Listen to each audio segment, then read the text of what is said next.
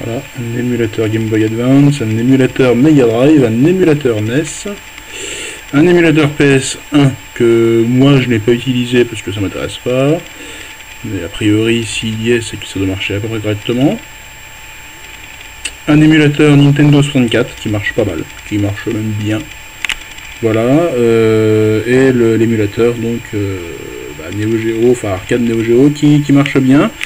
On a également les applications classiques du type Skype, Facebook, Twitter et grande surprise ICQ que je croyais mort et enterré depuis des années.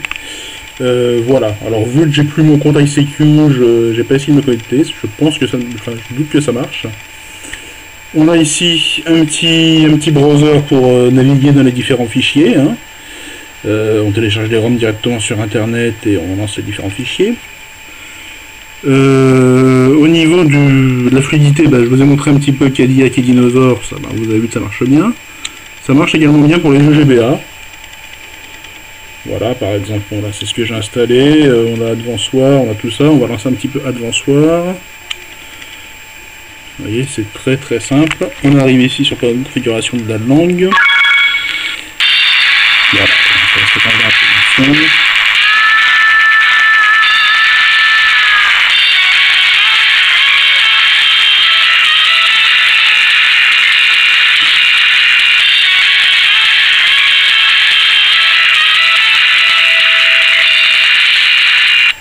on revient à l'accueil. Qu'est-ce que je peux vous montrer encore? Un petit Mario, une valeur sûre ça. Super Mario. Alors je suis désolé, mais bon, tenir la caméra à une main et jouer tout ensemble, c'est pas évident.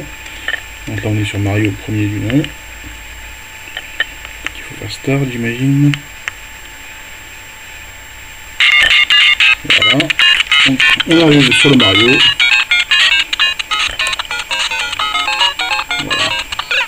Voilà, et je suis mort, vous avez vu, je suis en quiche à Mario. Mais bon, à une main, c'est pas évident. Donc on est sur un produit que j'ai acheté sur eBay à 60 euros pardon, environ.